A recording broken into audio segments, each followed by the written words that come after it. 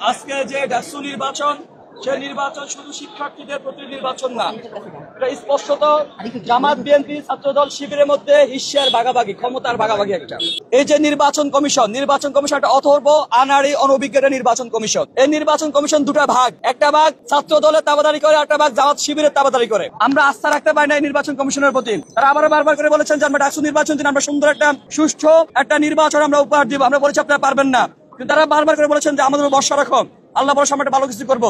আজকে আমরা দেখেছি তার যে অথর্ব একটা আনাড়ি অনভিজ্ঞ নির্বাচন কমিশন, সেটা চোখে আঙ্গুল দিয়ে দেখিয়ে দিয়েছে। আমরা দেখেছি একটা গোষ্ঠী, একটা ছাত্র সংগঠন, একটা রাজনৈতিক দল বাহির থেকে মেকানিজম করেছে, একটা রাজনৈতিক দল একটা ছাত্র সংগ্রাম ভিতর থেকে মেকানিজম করেছে।